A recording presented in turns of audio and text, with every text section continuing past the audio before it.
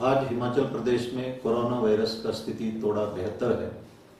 पिछले 24 घंटे पे 178 केसेस का टेस्टिंग हुई और सारा नेगेटिव पाए गए। इस वक्त 18 केस जो है कोरोना वायरस पॉजिटिव अस्पतालों में उपचाराधीन है और हमने हजारों लोगों को इस सिलसिले में क्वारंटाइन में रखा है और कम्युनिटी स्प्रेडिंग को काटने के लिए जो कुछ हो सकता है वो हम कर रहे हैं। इस वक्त पब्लिक प्लेसेस में मास्क पहनना जो है वो कंपलसरी है और पब्लिक प्लेसेस में थूकना भी सख्त मना है।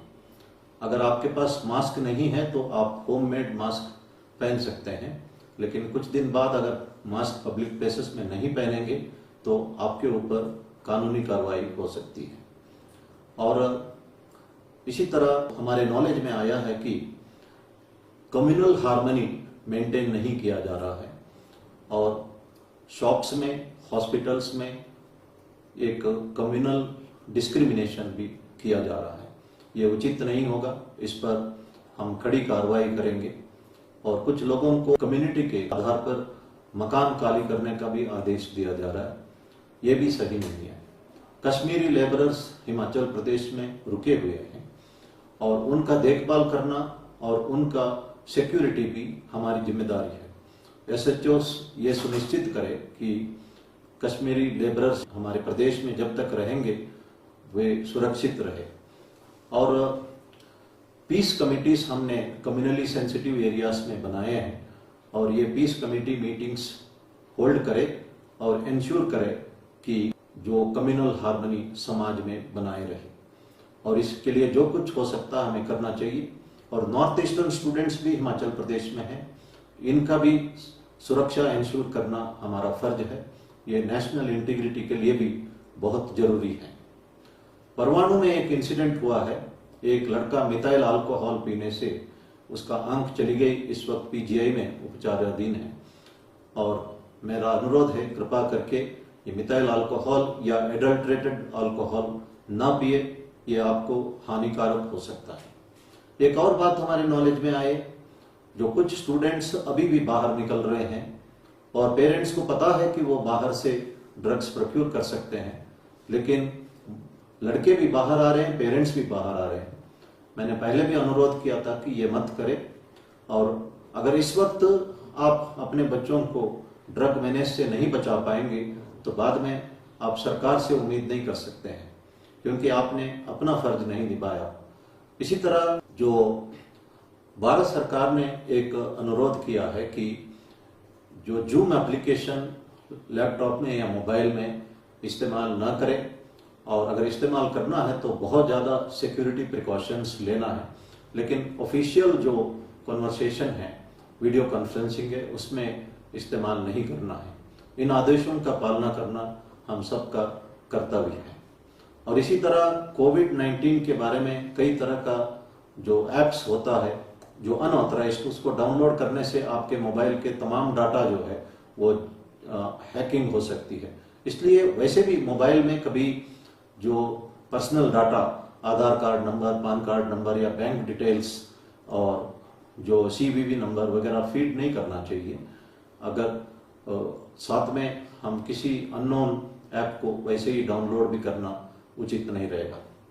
और कुछ ड्राइवर्स जो है लोगों को ट्रांसपोर्ट करने का प्रयास कर रहे हैं, तो इससे ड्राइवर्स को भी कोरोना वायरस लग सकता है। आप किसको लिफ्ट कर रहे हैं आपको कोई आइडिया नहीं है और मैंने कल कहा था आपके ऊपर इस बारे में कार्रवाई भी हो सकती है। आज कुल्लू में भी एक इंसिडेंट हुआ है, जो एम्बुलेंस जो है 2 आदमियों को हमीरपुर से साइंस ट्रांसपोर्ट करने में लगा हुआ था और उस पर कार्रवाई की जा रही है। इसलिए इस तरह का काम ना करें। आपको जो फैसिलिटी दी गई है और प्रिविलेज दी गई है, पास दी गई है, उसको मिसयूज ना करें।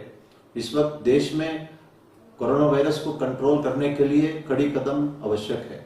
हर एक राज्य जो है पूर्ण रूप से कोशिश कर रहा है कि अपने राज्य में इसको कंटेन करने का, और हिमाचल प्रदेश भी काफी हद तक इस कोरोना वायरस को कंट्रोल करने में कामयाब रहा है।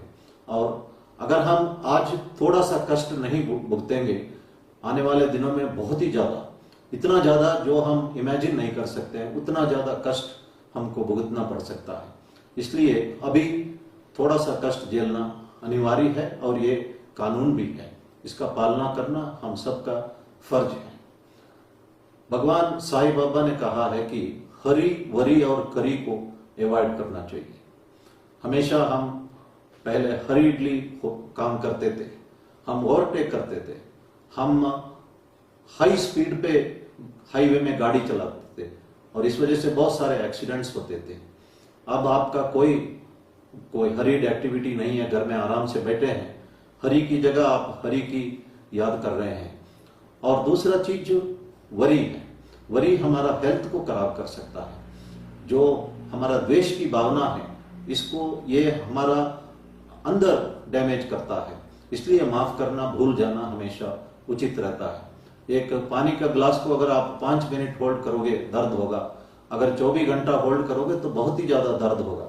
इसका एक ही सोल्यूशन है, ग्लास को नीचे रखना। ये हम नहीं कर रहे हैं। हम कई बार द्वेष की भावना या एंगर जो है अपने अंदर होल्ड करते हैं, यह हमको डैमेज करता है। माफ करना, भूलना जो है वो हमारे सेहत के लिए उचित है। आपके घर में कुकर होता है, उसमें जो सीटी होती है, वो सीटी इसीलिए है कि जब भाप ज्यादा होता तो बाहर निकलना है। ये जो घर के अंदर जब हमारा स्ट्रेस या टेंशन बढ़ जाता है तो हमें थोड़ा सा एक्सरसाइज करना चाहिए, योगा प्राणायाम करना चाहिए। और इसी तरह जो डांस करना या म्यूजिक सुनना, सारी एक्टिविटी, फिजिकल एक्टिविटी करने से ये हमारे शरीर के लिए सीटी का काम करता है। चिता और चिंता में यही फर्क है। चिता हमारी लाश को जलाती है, चिंता हमारे को अंदरूनी जलाने का काम करता है। और यह भी कहा जाता है कि happiness is always an interval between worries. जिंदगी में वरीज जो है अनिवार्य है, लेकिन उसको हमको फील नहीं करना और हमेशा हैप्पीनेस को ही एक्सपेक्ट नहीं करना। जो चीज अनिवार्य होता है उसको हमें एक्सेप्ट करना चाहिए। और करी जो है, जो फ्राइड चीजें खाना जो है, वो हमारा आरोग्य के लिए अच्छा नहीं है। इसलिए भगवान साईं बाबा ने कहा है कि हरी वरी और करी को हमें अवॉइड करना चाहिए। और जो कष्ट झेलने का एक आसान तरीका भगवान को याद रखने का, और मैं कहना चाहता हूं कि एक महात्मा जो है, उनके पास पावर है कि किसी को भी वो हील कर सकते थे, हीलिंग पावर था उनके पास। लेकिन जब वो हील करते थे, जैसे कुष्ठ रोगी उनके पास आते थे तो सारा वुंड वो ठीक करते थे, लेकिन एक वुंड वो छोड़ देते थे। वो इसलिए छोड़ते थे कि उस आदमी को हमेशा भगवान का याद रहे। वो किसी ने उनसे पूछा कि एक वुंड क्यों छोड़ते हैं? वो कहते हैं कि मेरे पास शक्ति है, मैं पूरा वुंड हील कर सकता हूं।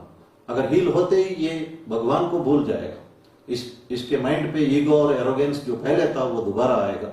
और इसकी भलाई के लिए मैं चाहता हूं कि ये भगवान को याद करते रहे। तो इसी तरह जो भगवान को याद रखना जो है, याद करना एक मॉर्फाइन इंजेक्शन या पेन किलर का बराबर है। पेन तो रहेगा लेकिन पेन हमें महसूस नहीं होगा। और सरेंडर जो है और भी अच्छा तरीका है। भगवत गीता में कहा है कि अनन्यस चिंतयन्तो माम ये जनाम पर्युपासते तेषां नित्याभियुक्तानां योगक्षेमं वहाम्यहम्। भगवान कहते हैं कि जो सारी चिंताएं मेरे ऊपर छोड़ दो, मेरे ऊपर सरेंडर करो, मैं आपका सब कुछ योगक्षेम देख लूंगा, आपका देखभाल करूंगा। लेकिन टोटल सरेंडर भी इतना आसान नहीं है।